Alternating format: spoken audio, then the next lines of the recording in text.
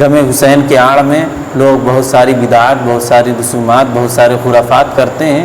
ان تمام چیزوں سے بچنا چاہیے۔ ماتم ہے، نوحہ خوانی ہے، تعزیہ العالمین و بہ نستعین، اما بعد۔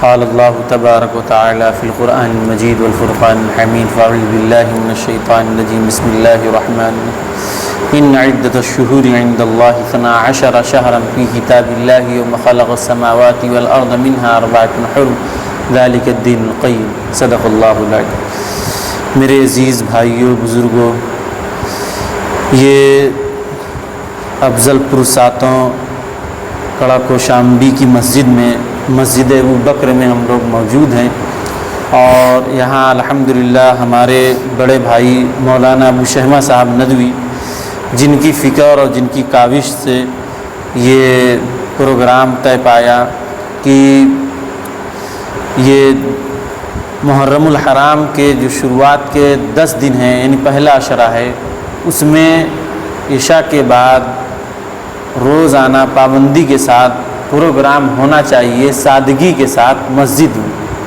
تو یہ ان کی محنتوں کا نتیجہ ہے جو ابھی 2-3 دن سے یہ پروگرام شروع ہوا، اور جس کی یہ تیسری کڑی بھی ہے۔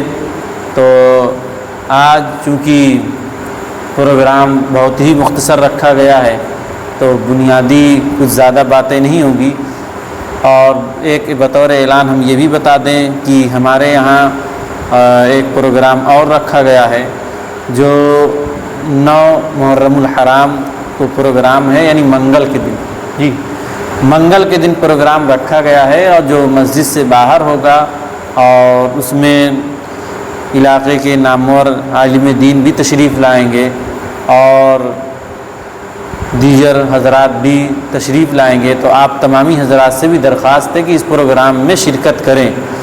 اور اب اس پروگرام میں زیادہ کچھ بات نہیں کہنے کی ہے، لیکن پھر بھی 1-2 باتیں کچھ محرم الحرام کے مہینے سے رکھ دی جاتی ہیں کہ یہ دیکھیے اسلامی سال ہے۔ پہلے ہمیں جس طرح ہم انگریزی مہینوں کی تعداد کو، ان کی گنتیوں کو جانتے ہیں، اسی طرح ہمیں یہ بھی فکر ہونی چاہیے اسلامی مہینے، اسلامی کیلنڈر، اسلامی تاریخ کا بھی ہمیں جائزہ لینا چاہیے، اس کو سمجھنا چاہیے۔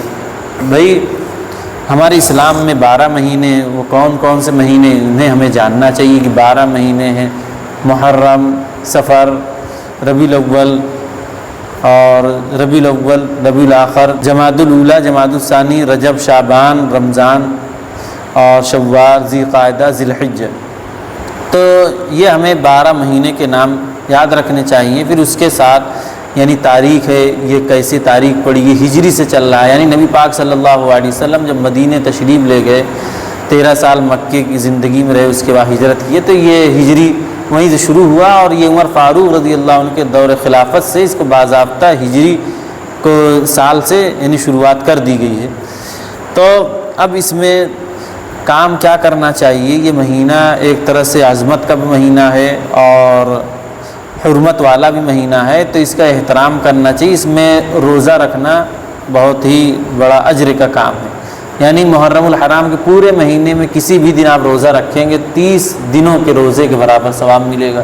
ایک تو یہ، اور پھر خاص کر اگر کوئی شخص عاشورہ یعنی 10 محرم الحرام کو رکھتا ہے تو اس کے 1 سال پچھلے گناہ معاف ہو جاتے ہیں، تو یہ اس کی فضیلت ہے۔